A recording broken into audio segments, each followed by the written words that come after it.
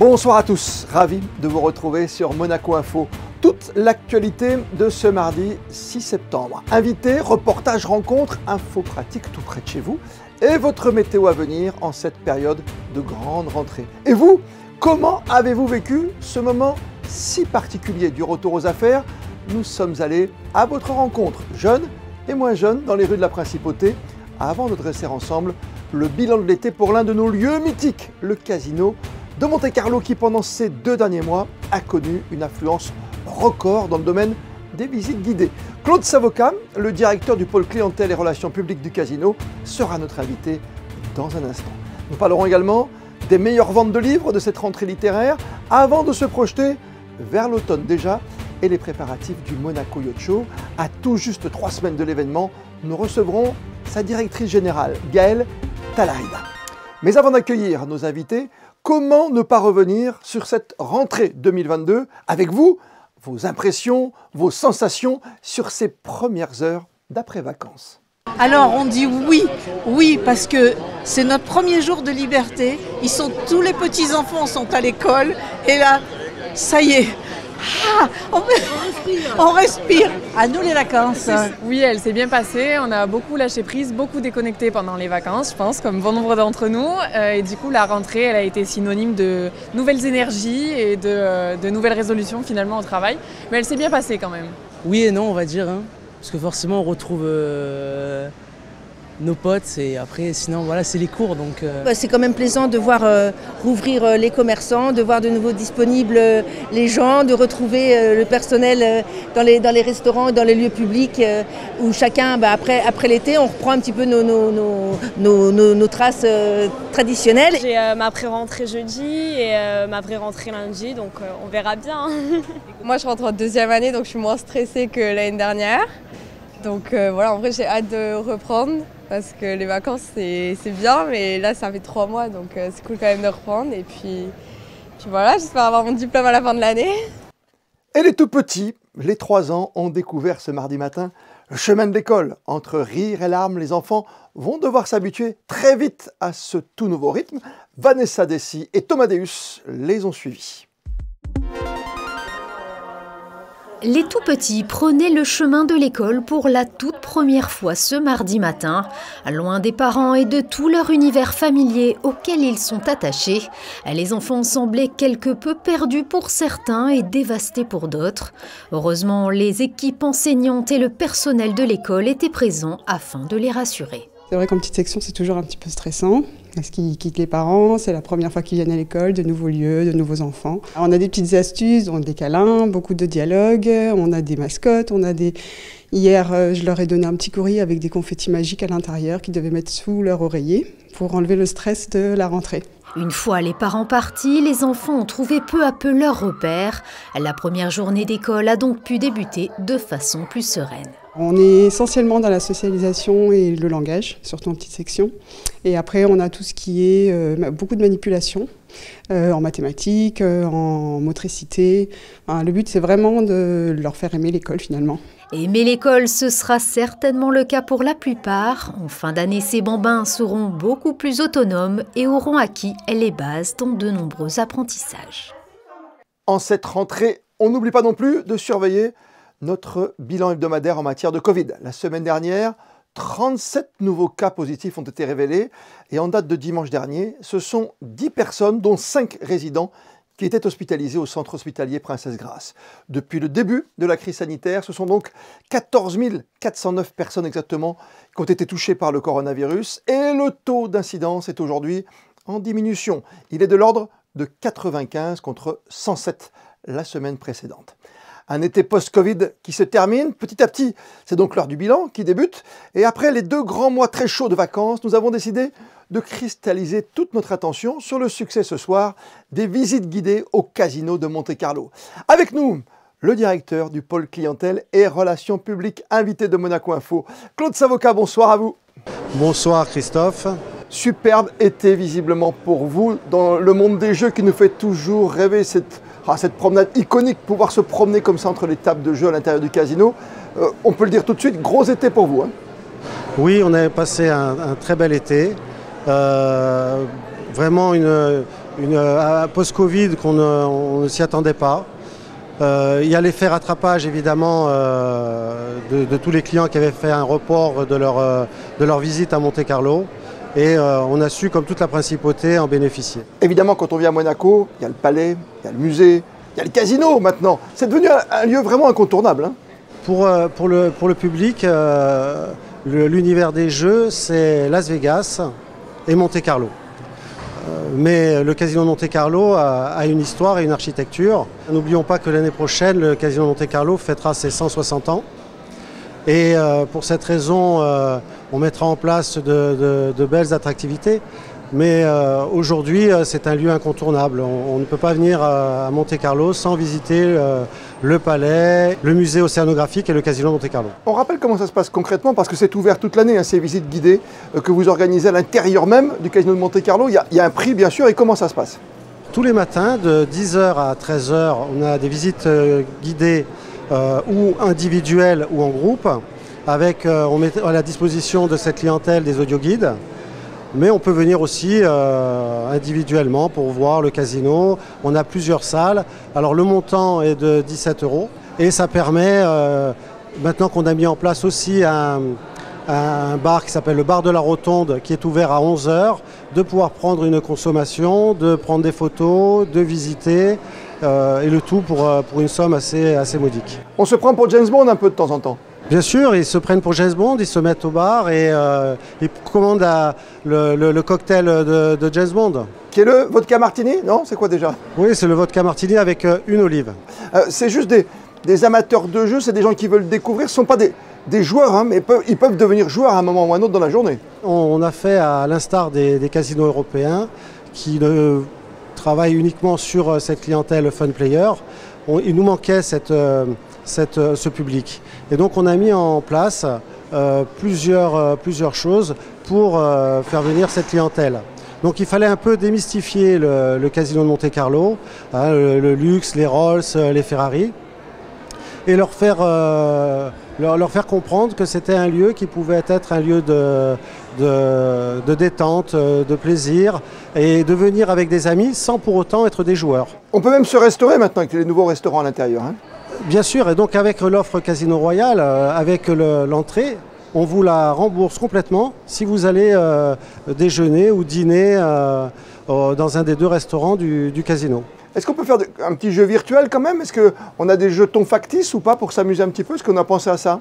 Aux machines à sous, on a une offre où on rend 10 € de ces 17 € et on peut pendant un instant se prendre pour un gros joueur en mettant une pièce, enfin c'est pas des pièces aujourd'hui, ce sont des tickets, mais on peut se prendre pour un joueur. Sans compter que la chose la plus importante, c'est que Monaco, le casino à Monaco a une histoire. Depuis 1863, elle a traversé les âges, elle a traversé le temps, elle n'a pas pris de ride, bien au contraire, puisque aujourd'hui on peut regarder sous les ors, tout a été rénové.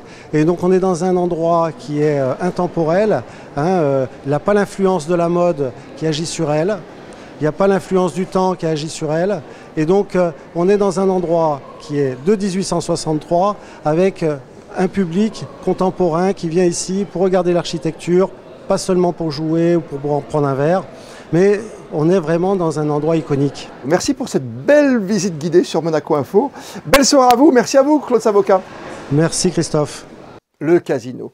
Le monde des jeux, sa nouvelle place, ses soirées de gala, les grands spectacles à la salle Garnier. Hier soir justement, était présentée la future grande soirée anniversaire de samedi prochain. Best of 75 from Monte Carlo to Maranello, soirée orchestrée autour de la carrière de Richard Lord et son parcours atypique entre musique et automobile. Soirée au cours de laquelle l'artiste, l'auteur-compositeur monégasque, dédicacera son ouvrage autobiographique. Richard Cavasuto raconte Richard Lord. Inauguration hier des tout nouveaux locaux du CREM, le club des résidents étrangers de Monaco, installé au tout début de l'avenue Princesse Grace. Inauguration en présence du prince souverain.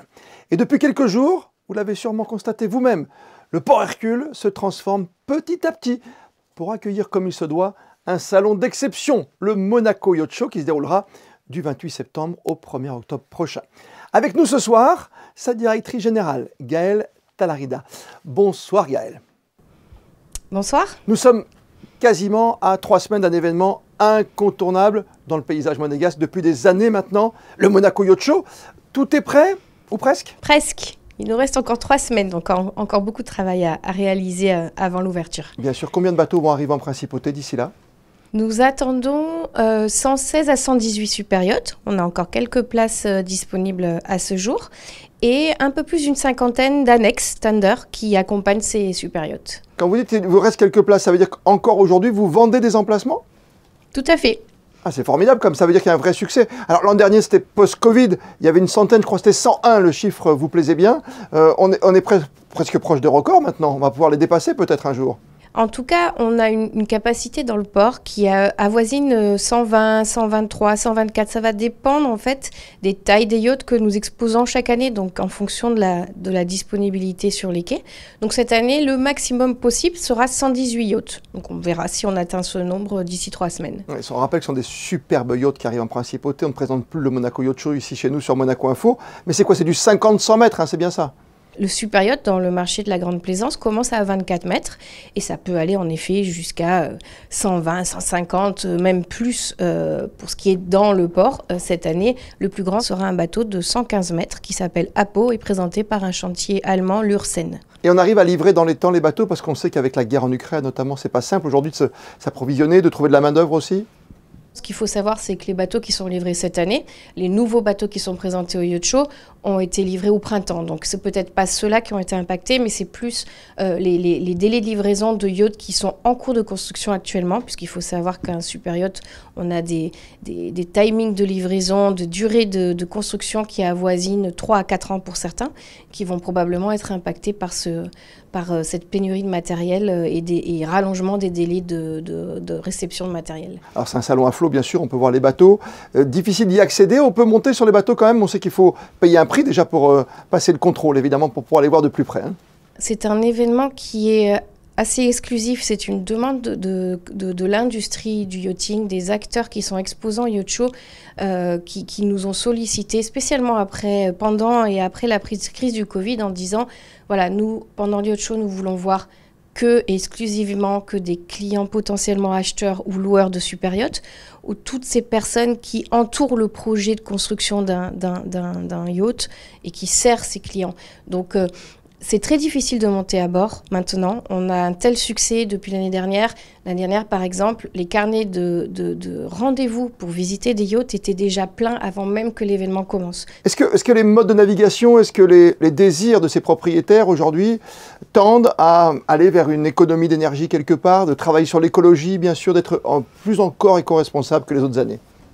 Je pense que de là où il y a peut-être 5-6 ans, ça commençait à pointer dans des sujets de conversation du yachting. Aujourd'hui, c'est dans toutes les bouches. En toute honnêteté, ils ne sont pas tous au même niveau de sensibilisation pour ce qui est de la construction des bateaux, mais clairement, c'est un sujet qui n'est plus une option, c'est une obligation. Les grandes dates, 28 septembre, 1er octobre. Pour y accéder, on a dit pour monter sur les bateaux, c'est de la réservation, mais c'est complet, c'est compliqué.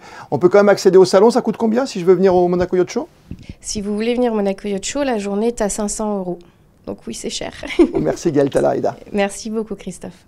Et d'ici là, sur votre bateau ou sur la terre ferme, nous voulions faire le point sur une rentrée toujours très attendue cette fois dans le domaine littéraire. Avec les meilleures ventes du moment, Sarah Monnier et Orazio Gaggino se sont donc rendus au centre commercial de Fontvieille pour nous offrir le palmarès des œuvres les plus populaires en ce début du mois de septembre.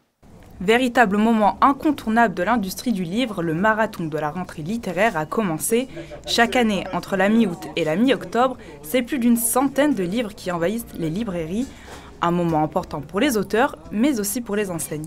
Alors c'est très important pour nous la rentrée littéraire, étant donné qu'on va énormément communiquer sur des auteurs que l'on connaît moins, surtout que la période d'été maintenant va s'effacer pour présenter des choses un peu plus importantes, on va dire, en termes de qualité littéraire. Mais bon, ça ne va pas effacer les grosses sorties, des gros blockbusters comme Marc Lévy ou Musso. Et cette tradition permet aux auteurs et à leurs romans de concourir pour des prix prestigieux, comme le Goncourt ou le Renaudot. Mais la rentrée littéraire donne une occasion de voir de nouveaux genres émerger. On a des nouveaux genres effectivement qui apparaissent, comme la New Romance, qui est présente une fois par an à Nice lors du salon de la New Romance, qui est très très important. Des romans, on va dire, plus ados, hein, un peu plus féminins, on va dire.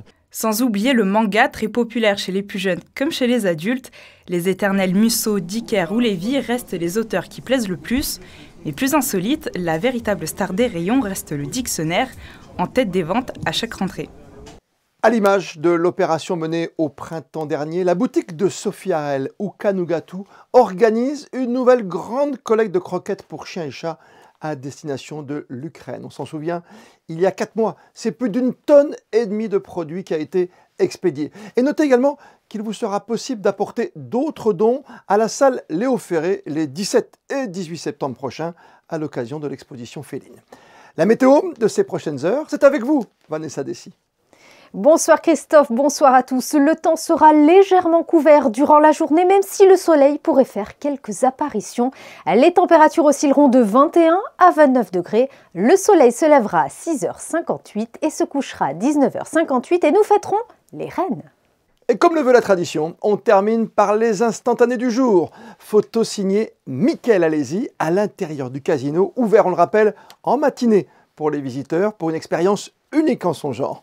Je vous retrouve demain, 19h, pour une toute nouvelle édition de votre journal sur Monaco Info. D'ici là, belle et bonne soirée à toutes et à tous.